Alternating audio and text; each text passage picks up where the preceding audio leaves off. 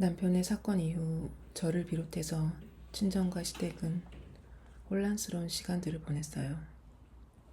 한국으로 귀국하고 아이의 학교 문제, 세입자와의 계약 문제 때문에 친정에서 한 달, 시댁에서 2주를 보냈어요. 원래는 쭉 친정에서 머물고 싶었지만 남편 사건을 알게 된 친정엄마가 너무 힘들어하셔서 빠른 시일 내에 나와야겠다고 생각했고 생각 끝에 시댁으로 또 거처를 옮기게 됐어요. 사실 바로 우리 집도 있는데 말이죠.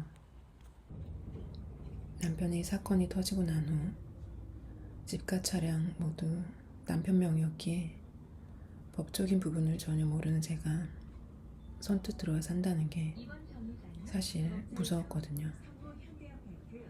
그 집에 들어왔을 때 아이가 있는 상황에서 혹시라도 안 좋은 상황을 보이게 되지 않을까.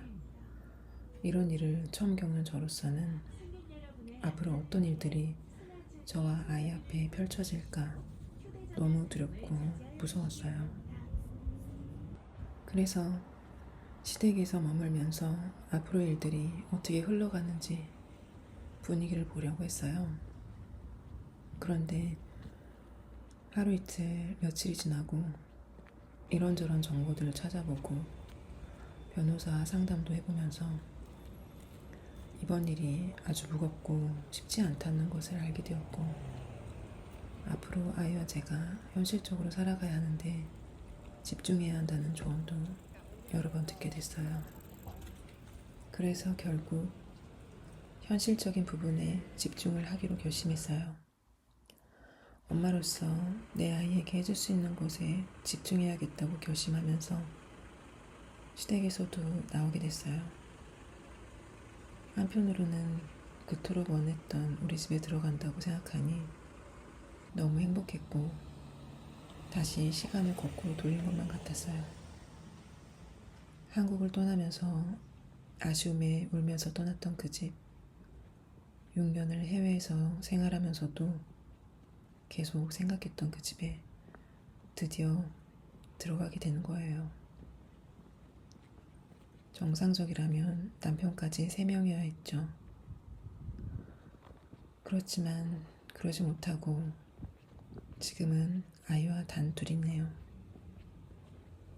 사실 남편과 저는 둘 다 없는 집안에서 성장한 사람이었고 그래서 결혼조차도 아무도 아무것도 지원받지 못하고 살았어요.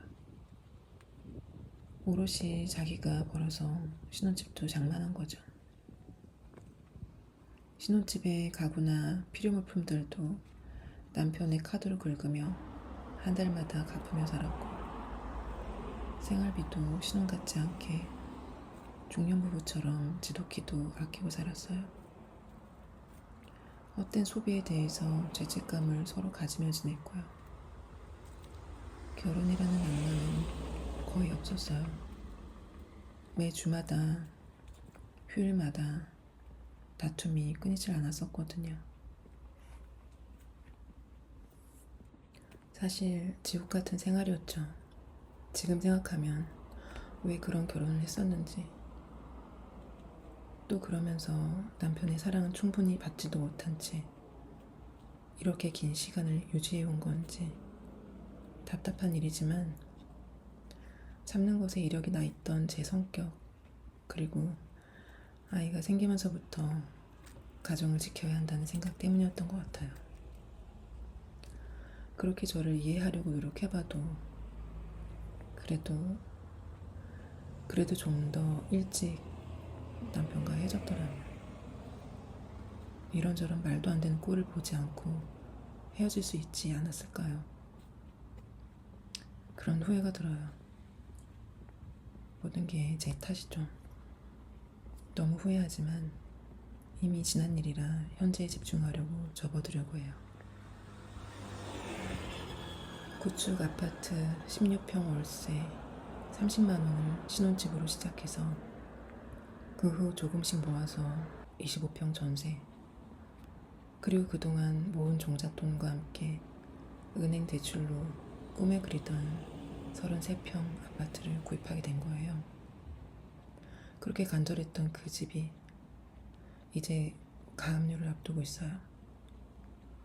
머무는 동안 저와 제 아이에게 어떤 위험이 있을지도 모르지만 벼랑 끝에 선 심정으로 저는 제가 할 수 있는 것을 하려고 해요. 몇 년을 이곳에 살지 모르지만 있는 동안만이라도 이곳에서 좋은 추억을 만들고 싶거든요. 이러한 사정을 알고 있는 친정과 시댁은 다 같이 안타깝게 생각하고 있어요. 저는 그런 분들의 마음을 알기 때문에 더 마음이 아프고요. 아가 때부터 유치원까지 아이를 행복하게 키웠던 추억이 있는 그 아파트에 드디어 이사를 하려고 해요.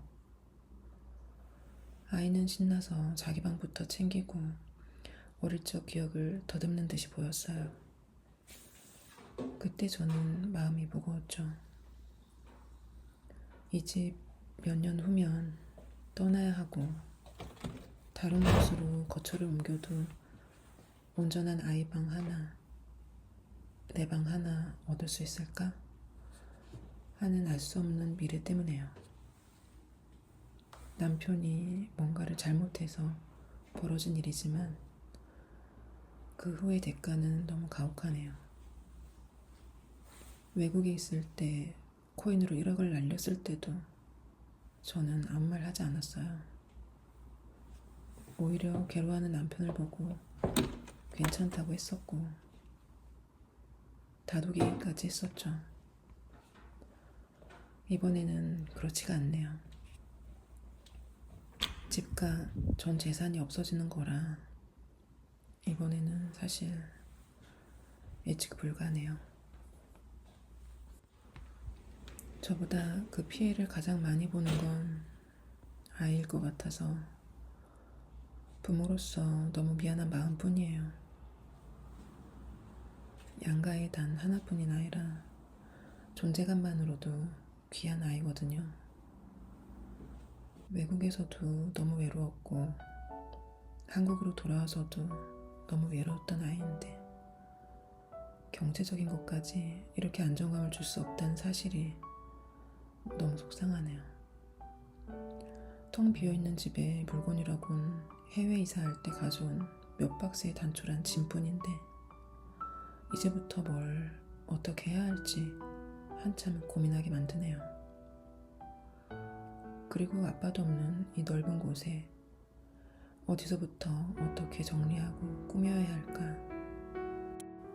한참을 넋놓고 집안을 둘러보게 되네요. 살면서 필요한 것들이 자리를 잡겠죠. 지금 당장은 아무것도 생각이 안 드네요. 곧 떠날 집이야 라는 생각만 머릿속에 맴돌아요.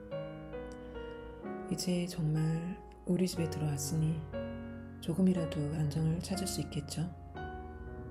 앞으로 정리되어가는 과정과 제 심리 상태, 앞으로 벌어질 일들에 대해서도 궁금해지네요. 오늘은 여기까지 얘기해 볼게요. 지금까지 시청해 주셔서 감사합니다.